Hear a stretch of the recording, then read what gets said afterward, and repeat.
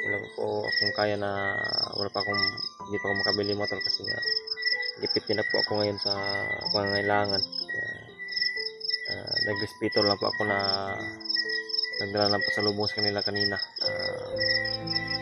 saging at saka tuyo na isda. Kasi Brad Anil ay sasama sa amin po sa pag-akyat. Hindi naman pwede na hindi siya sasama kasi mag-ina niya yun, pamilya na yung i-rescue namin. Ganun talaga yung sabi ni Brad sa akin, na huwag na ako magpakampante.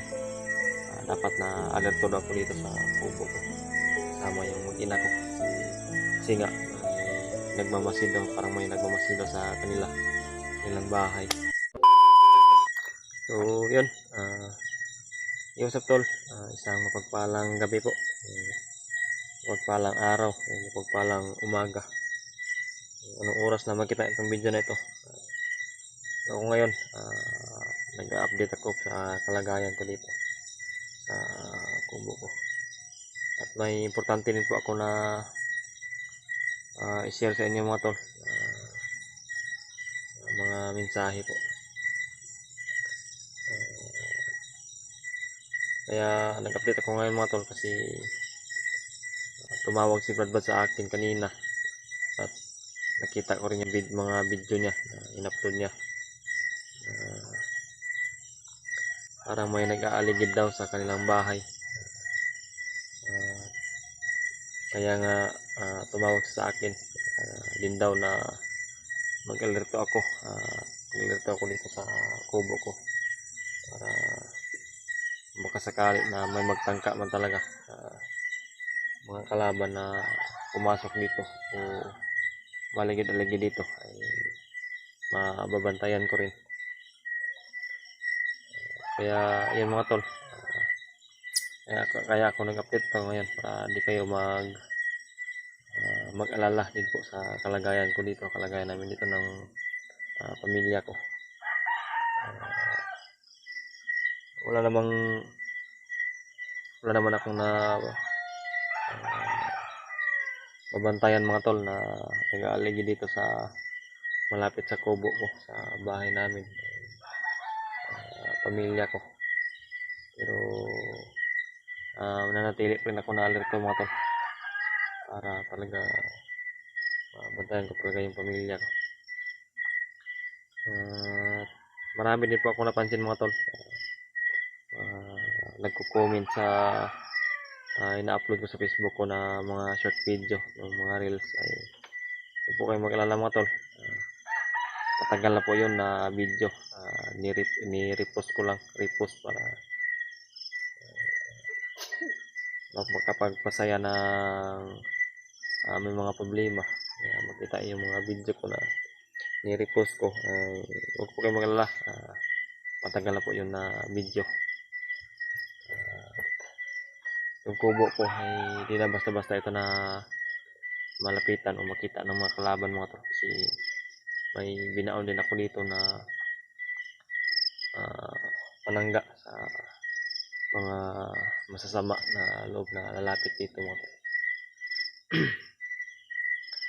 Tsaka nga po pala mga tol,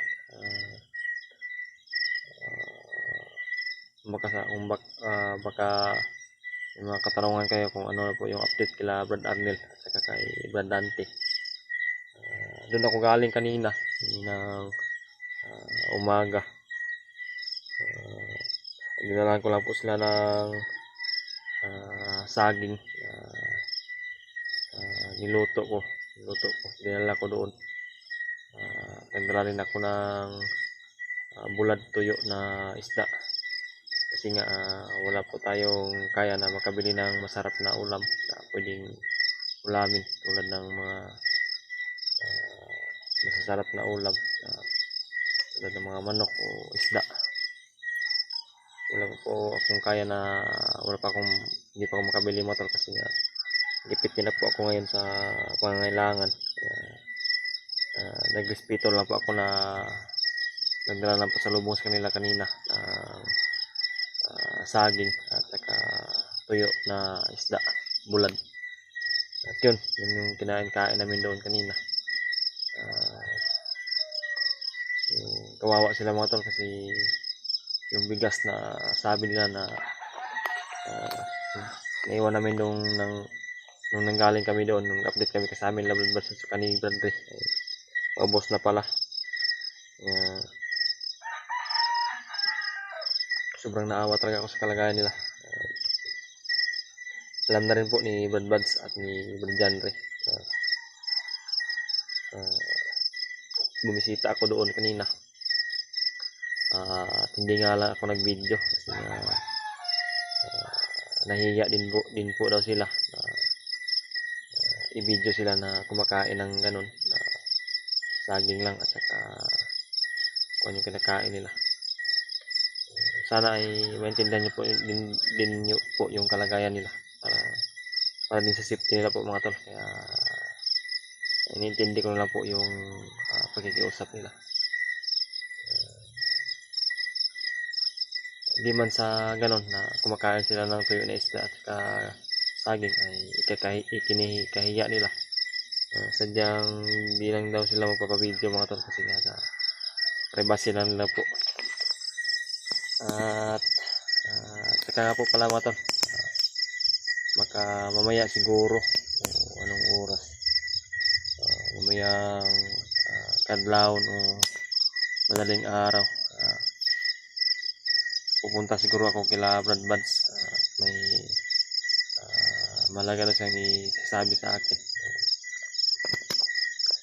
Iwan ko kung ano po yung gusto niya ipaabot sa akin. Nabanggit niya kasi parang lalapit na po kami babalik sa akit sa bundok. Kaya nga kung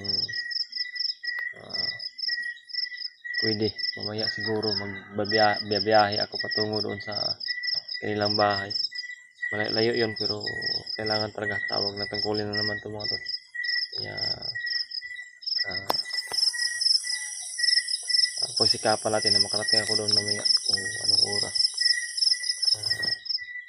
Ito ako ngayon mga tol, ito yung update ko ngayon sa kubo ko. Sana sa pagbalik namin sa bundok ay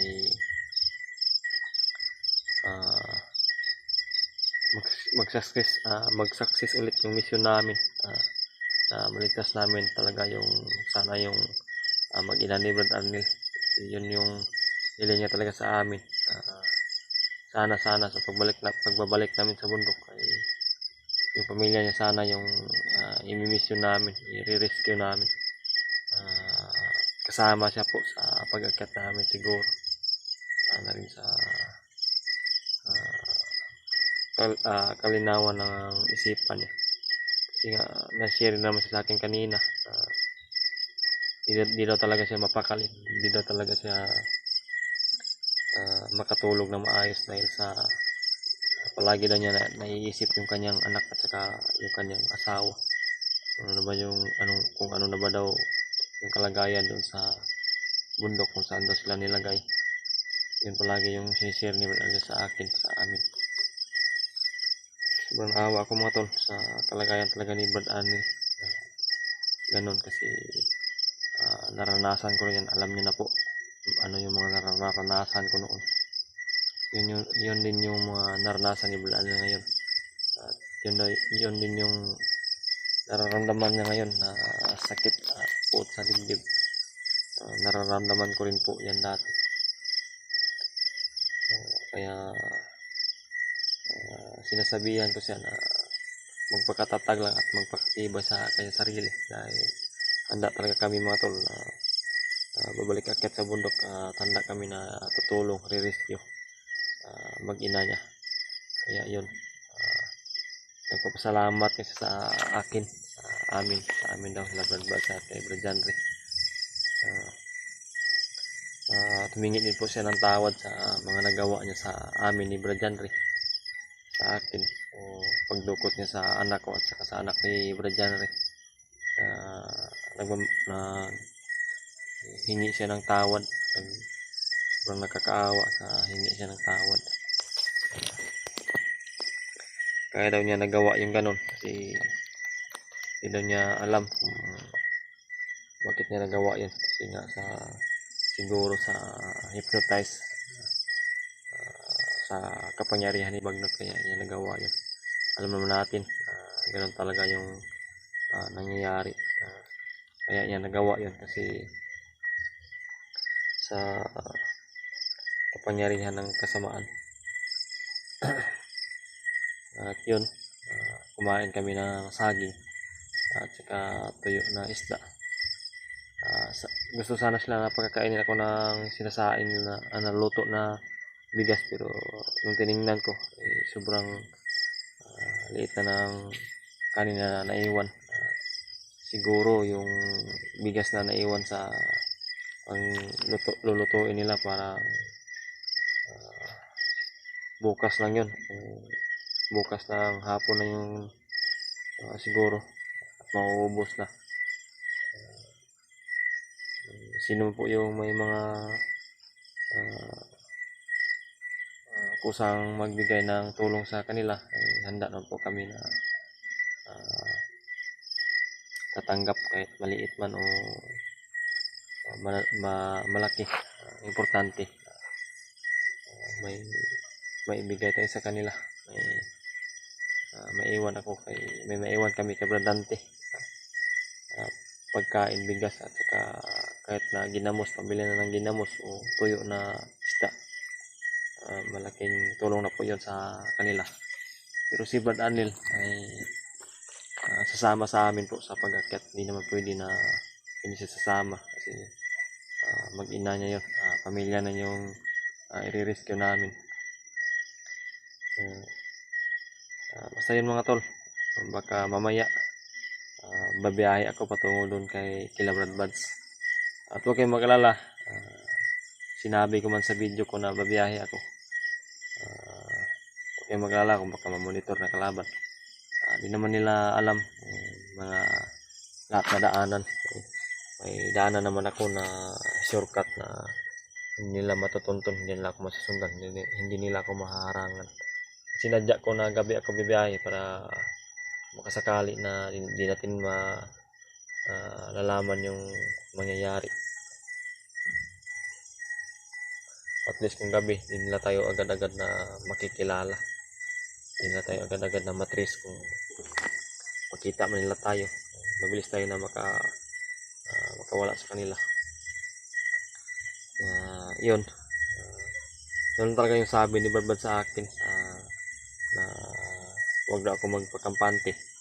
Dapat na alerto na ako dito sa kubo ko kasama yung mag-ina ko kasi nga may nagmamasid daw, parang may nagmamasid daw sa kanilang bahay. Pinaalam niya agad sa akin. Tinignan ko po yung video niya, kita ko rin doon na parang may nagmamasid nga, may kakaibang kilos dun sa kanila. Kaya yun, naghanda din ako dito, alerto para talaga sa kaligtasan ng mag-ina ko. Ito nga ako ngayon sa labas. Yun yung kubo ko mga tol. At marami nakasampay dyan kasi walang sampayan, kaya sinampay lang namin dyan yung ibang damit namin.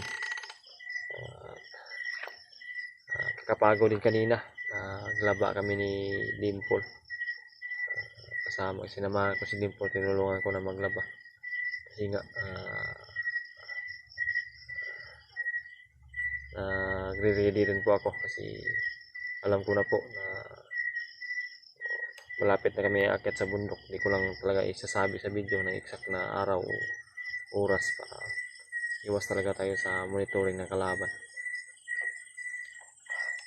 Yung anak ko po, si Cyrus, ay natutulog ni Dimple. Yung asawa ko ay nandyan sa itaas, tulog na sila. Yun po, samahan niyo po ko. So tingnan natin, pasokin natin sila.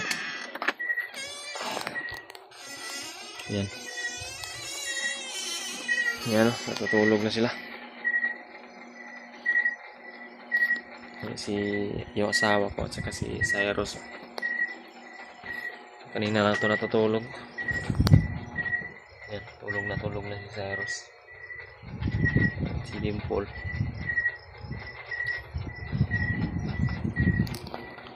So, yun mga tol. Pasensya nyo na po yung pag-video ko ngayon kasi malikot kasi kamay lang yung gamit ko. Yung gamit ko na pang lalagyan ng cellphone ay nandun sa ibaba, hindi ko na lang ginamit kasi nagmamadali din po kasi ako na lumabas kanina para talaga magmasid sa paligid. Nangangamba din ako sa sinabi ni Brad Buds na baka sakali na may mag-aligid-aligid dito sa kubo ko. Nagmadali ako na lumabas at nagmasid sa paligid. Di ako talaga pupunta at di ako kampante talaga mo to. Talagang nagmamasid talaga ako dito sa labas. Pero yung sabi ko na di naman huwag kayo mag-alala kasi may binaon ako dito sa paligid. Di makalabot at di makita ng kalaban yung kubo ko. May sakaling mga masasamang loob na malapit dito, hindi sila makalapit. Malalaman ko rin may paparating o may mapalapit na masasama. Yung aso, may aso kasi ako dito na inaalagaan. Fighter din po itong mga aso ko. May mga dugo na American Bully. So, yun mga tol, baka hanggang dito lang po yung video ko. Abang-abang na po sa next video. Baka next video nito ay baka nandun ako sa Brad Buds. So, basta abangan nyo lang po yung video ko. Sana pagdasal nyo rin po kami palagi sa kaligtasan talaga namin.